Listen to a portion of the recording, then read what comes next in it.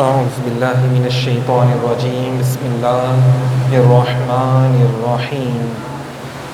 إنما يريد الله ليذهب عنكم الرجس أهل البيت ويطهركم تطهيرا صدق الله مولانا العظيم إن الله وملائكته يصلون على النبي يا أيها الذين آمنوا صلوا عليه وسلموا تسليما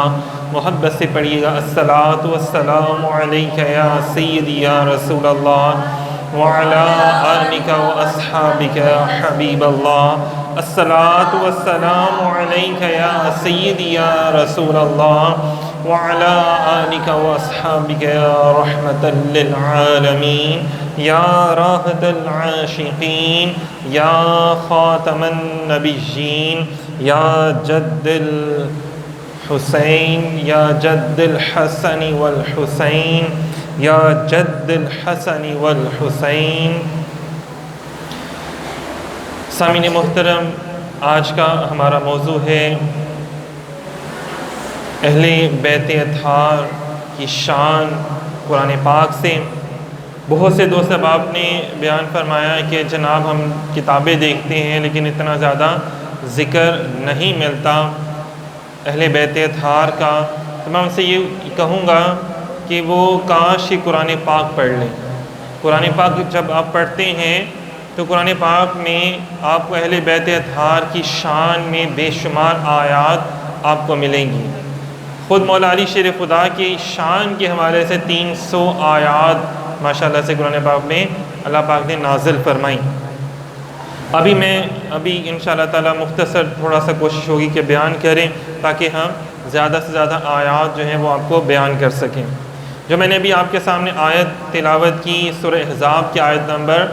33 ہے، اس میں اللہ تعالیٰ فرماتے ہیں کہ اللہ تو یہی چاہتا ہے کہ اے رسول صلی اللہ علیہ وآلہ وسلم کے اہل بیت تم سے ہر ناپاکی کو دور رکھیں اور تمہیں کامل طہارت سے نواز کر بالکل پاک صاف کر دے۔ سامعین محترم، اس آیت میں فرمایا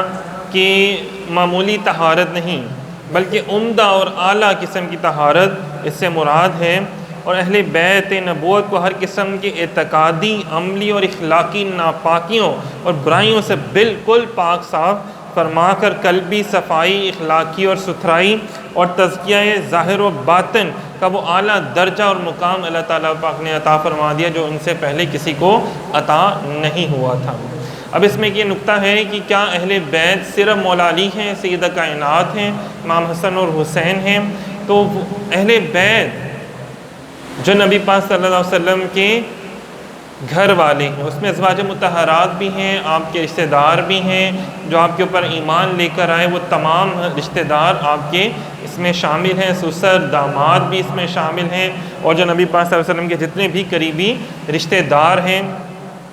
وہ تمام لوگ اس میں شامل ہیں۔ لیکن جیسے اللہ پاک نے فرمایا کہ ہم نے انبیاء کرام کو بھیجا، رسولوں کو بھیجا، لیکن بعض کو بعض پر فضیلت عطا فرمائی، تو اسی طرح اہل بیت تو سبھی ہیں لیکن ان میں سے چند ایک کو اللہ پاک نے زیادہ فضیلتوں سے نوازا، زیادہ انعام و اکرام سے نوازا۔ تو ان میں مولا علی شیر خدا کی ذات ہے، اور ان میں بیٹیاں اور بھی ہیں نبی پاک صلی اللہ علیہ وسلم کی، لیکن ان میں سے سب سے زیادہ جو نوازا گیا وہ سیدہ کائنات کو نوازا گیا۔ تو اسی طرح آپ کی خاندان میں اور بھی بچے ہیں، لیکن ان تمام بچوں میں سے جس کو نوازا گیا وہ حضرت امام حسن اور حسین پاک کی ذات اقدس ہے کہ جن کو زیادہ سے زیادہ نوازا گیا۔ تو پنج تن پاک، یہ وہ پاک ہستیاں ہیں کہ جن کو خود قرآن پاک کہہ رہا ہے کہ ان سے اللہ پاک نے ہر رجس کو، ہر ناپاکی، ہر قسم کی ناپاکی جو ظاہری اور باطن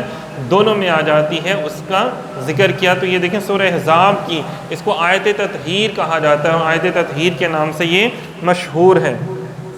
اچھا، اسی کے ساتھ ساتھ پنجتن پاک جو ہے وہ سیدنا ابو بکر صدیق رضی اللہ تعالیٰ عنہ، سیدنا عمر فاروق، سیدنا عثمان غنی، سیدنا مولا علی شیر خدا کو بھی کہا جاتا ہے کہ 4 یار اور 5ویں نبی پاک صلی اللہ علیہ وسلم کی ذات مبارکہ۔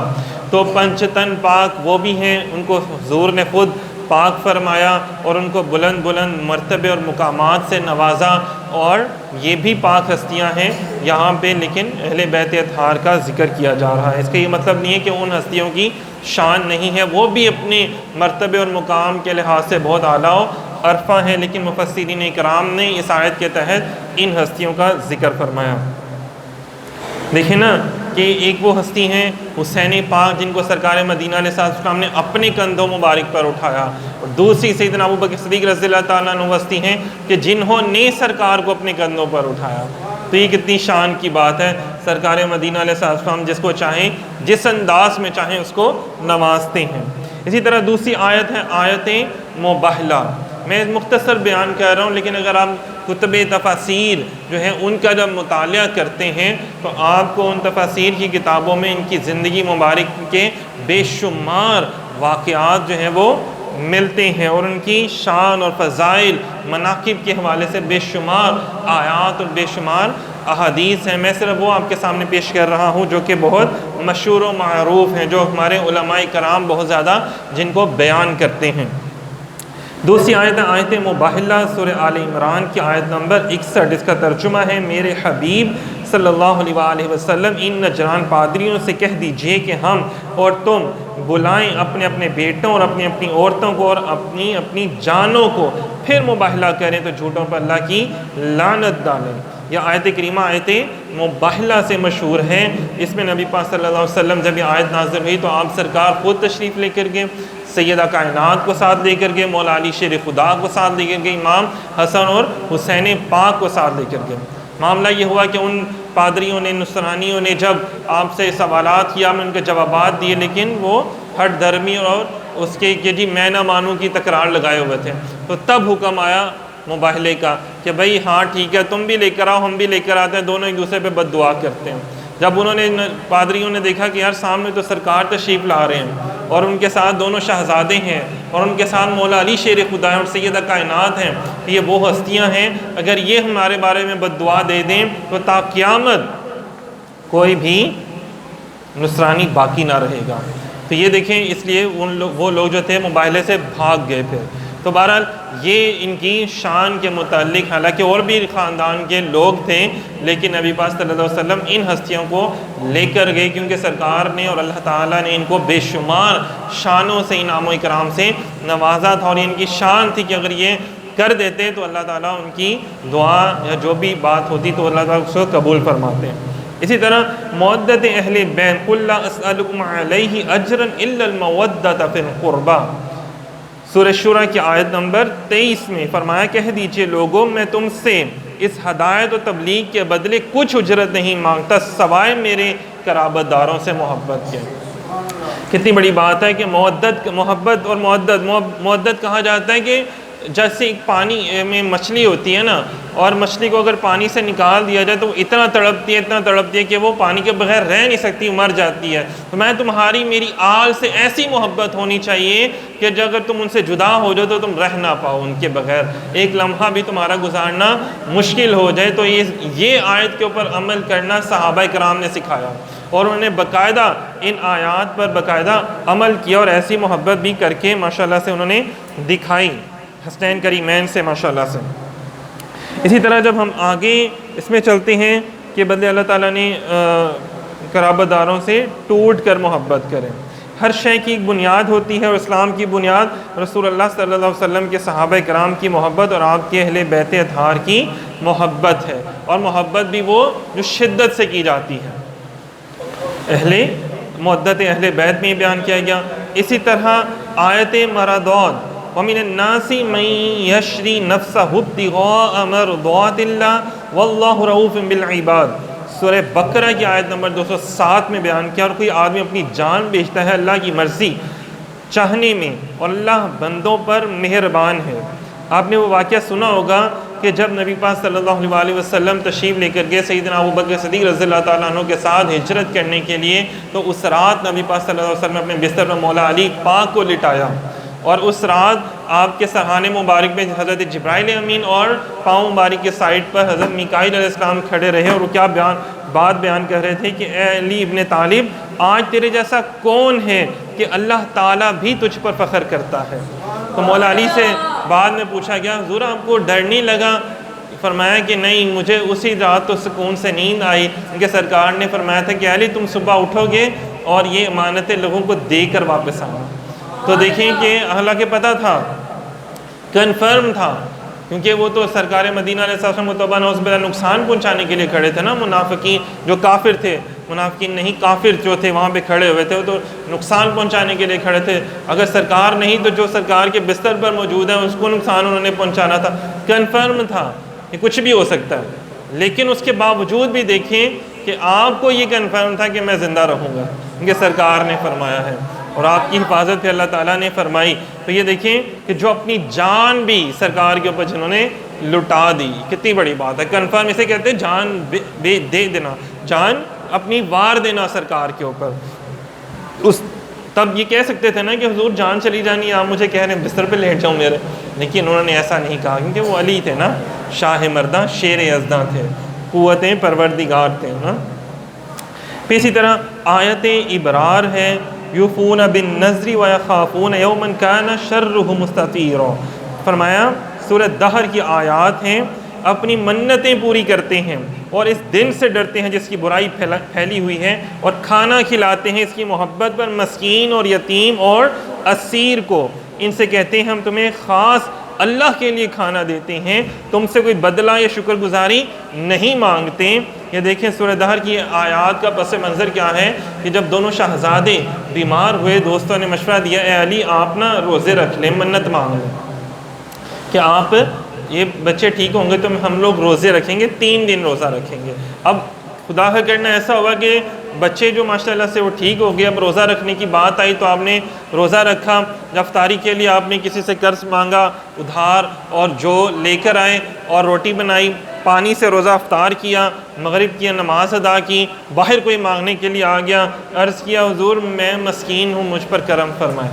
میں نے کچھ بھی نہیں کھایا پیا ہوا۔ تو آپ نے جو بھی رکھا ہوا تھا سارا کا سارا فرمایا کہ یار ہم تو کیا پتہ، ہم پر تو کرم ہے اللہ پاک کی ذات کا، ہم پھر کھا لیں گے، کیا پتہ اس نے پتہ نہیں کتنے دنوں سے نہ کھایا ہو تو اس کو دے دیتے ہیں۔ سب نے راضی خوشی اپنا کھانا اٹھا کے ان کو دے دیا۔ اگلے دن پھر ایسے روزہ رکھا، پھر آپ نے جناب صاحب کیا اسے کہتے ہیں نماز ادا کی، افطاری پانی سے کی۔ اس کے بعد جب نماز ادا کر کے بیٹھے ہیں ابھی کھانا کھانے کے لیے تو ساتھ ہی کوئی آ گیا، عرض کیا حضور میں یتیم ہوں، اہل بیت کے در کا سوالی ہوں، مجھے کچھ عطا فرما دیں۔ تو جو پڑا ہوا تھا سب جو تھا وہ ان کو دے دیا۔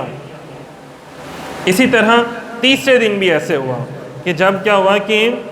تیسرے دن بھی جب آپ دینے لگے تو اسی ٹائم ایک سوال کھانا کھانے لگے، روزہ رکھا ہوا تھا، تو کیا ہوا کہ سوالی آ گیا، عرض کیا حضور میں مسافر ہوں تو مجھ پر نگاہ کرم فرمائے، بڑا بھوکا ہوں، پیاسا ہوں، کچھ بھی نہیں ہے کھانے کو۔ تو آپ نے تیسرے دن بھی جو پاس پڑا ہوا تھا جو افطاری کے لیے رکھا تھا، اب یہاں سے آپ اندازہ کریں کہ 3 دن روزے کی حالت میں بھی گزرے اور تینوں دن کچھ بھی نہیں کھایا پیا۔ ہم تو جب افطاریاں کرنی ہوتی ہے تو ہماری افطاری کے دسترخوان بھرے ہوتے ہیں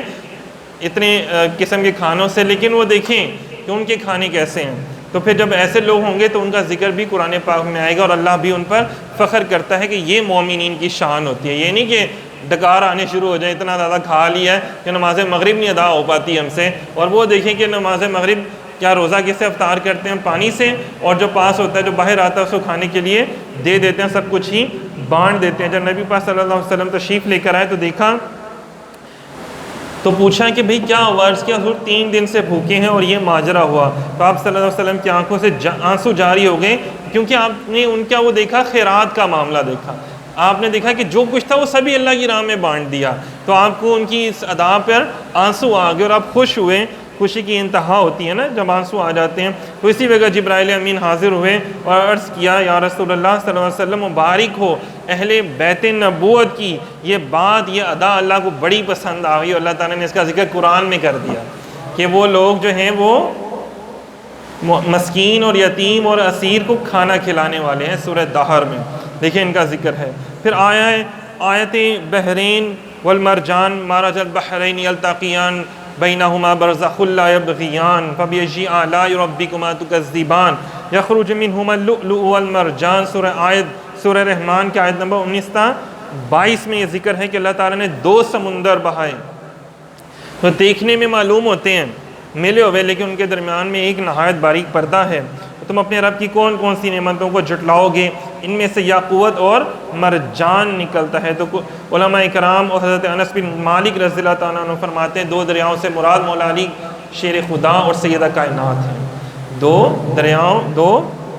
دریاؤں سے مراد، اور یاقوت اور مرجان سے مراد، مرجان جیسے سبز رنگ کا ہوتا ہے، امام حسن علیہ السلام کو زہر دیا گیا سبز رنگ کا، اور امام حسین پاک کو شہید کیا گیا تو جو خون ہوتا ہے لال رنگ کا، یاقوت جو ہے وہ لال رنگ کا ہوتا ہے۔ تو دیکھیے قرآن پاک کی اس آیت کا ترجمہ علماء کرام نے بیان کیا وہ یہ ہے۔ یہ سورہ رحمان میں، اسی طرح آیت اہل ذکر میں، آیت حسنات میں، آیت ولیکم اللہ میں، آیت حبل اللہ واعتصموا بحبل اللہ جمیعا، سورہ آل عمران میں اللہ تعالیٰ کی رسی کو مضبوطی سے تھامے رکھو۔ فرمایا امام جعفر صادق رحمۃ اللہ علیہ نے کہ وہ اللہ کی رسی ہم اہل بیت ہیں، ہم اہل بیت ہیں، اور اللہ تعالیٰ نے ہمارے بارے میں بیان فرمایا کہ میری آل سے اتنی محبت کرو کہ ان کو تھامے رکھو، اور جس طرح وہ کہیں اور اسی طرح آپ لوگ بھی ان باتوں پر عمل کرو۔ تو یہ میں جو آپ کے سامنے ابھی بیان کر رہا تھا یہ قرآن پاک کی آیات سے ہیں، یہ میں نے ابھی 10 آیات آپ کے سامنے بیان کی، اور ابھی تو ماشاءاللہ 300 آیات باقی ہیں۔ تو دعا کرتے ہیں اللہ رب العزت مجھے، آپ کو، ہم سب کو اہل بیت اطہار کی سچی پکی محبت جو ہے وہ کرنے کی توفیق عطا فرمائے، اور جس طرح قرآن پاک نے فرمایا اگر اللہ تعالیٰ ہم سب کو توفیق دے تو ہم قرآن پاک کھولیں، کتب احادیث، کتب تفاسیر کا مطالعہ کریں تو ہمیں ان آیات کے متعلق بے شمار جو تھے وہ ان کی زندگی مبارکہ واقعات بھی مل جائیں گے۔ تو کوشش کریں ضرور پڑھا کریں ان کی زندگی کے واقعات، ادھر ادھر کی اگر آپ چاہتے ہیں نا کہ یار کس کی کتاب پڑھیں، مطلب فلانے نے کیا لکھا ہے، فلاں مسلک والے نے کیا لکھا ہے، فلاں فرقے والے نے کیا لکھا ہوا ہے، تو آپ سب کی چھوڑ دیں، آپ صرف ان کو پڑھ لیں، قرآن کو پڑھ لیں۔ جب آپ قرآن پاک کو پڑھیں گے تو پھر آپ کو معلوم ہو جائے گا کہ اصل شان اہل بیت وہ ہے جو اللہ نے بیان کی، اور اصل شان اہل بیت وہ ہے جو رسول خدا صلی اللہ علیہ وآلہ وسلم نے بیان کی۔ بہت شکریہ۔